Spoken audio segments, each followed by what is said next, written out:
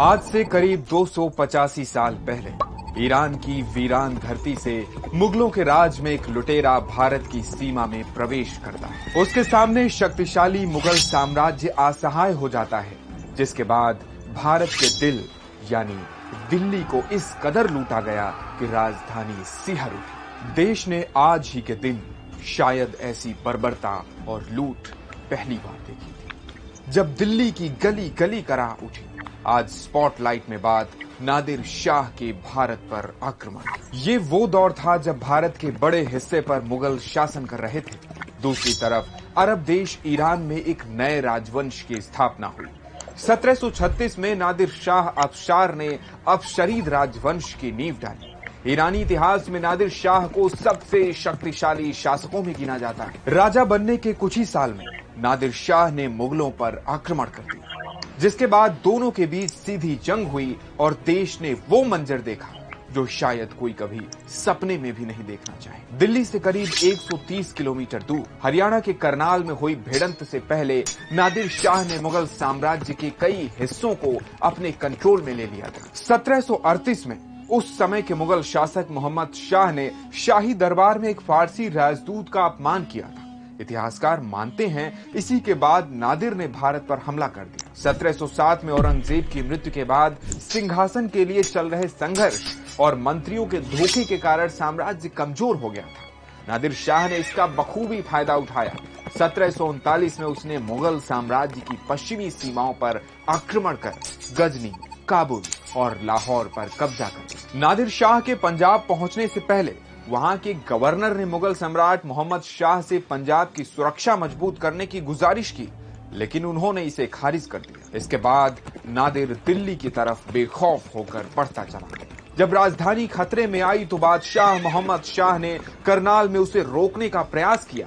दोनों सेनाएं आमने सामने आईं, लेकिन मुगल सेना ढेर हो गई। नादिर के सामने मुगल बेबस थे।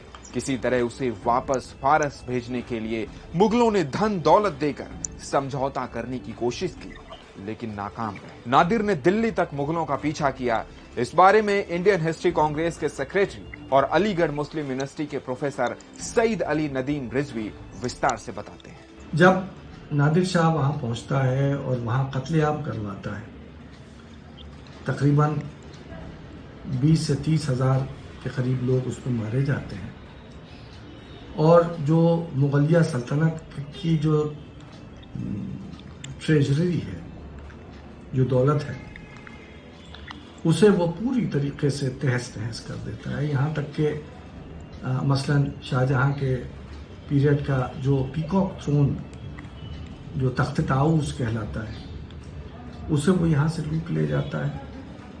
जो कोहिनूर हीरा, जो एक तरीके से मुगलिया सल्तनत की एक दौलत की निशानी थी, उसको लूट ले जाता है। बाद में वो फिर वापस आई और फिर वो पंजाब के रूलर के पास गई, लेकिन इस वक्त नादिर शाह के हमले में वो सब लूट लेता है। कुछ इतिहासकार बताते हैं कि नादिर शाह ने करीब 70 करोड़ रुपए की लूटपाट की थी।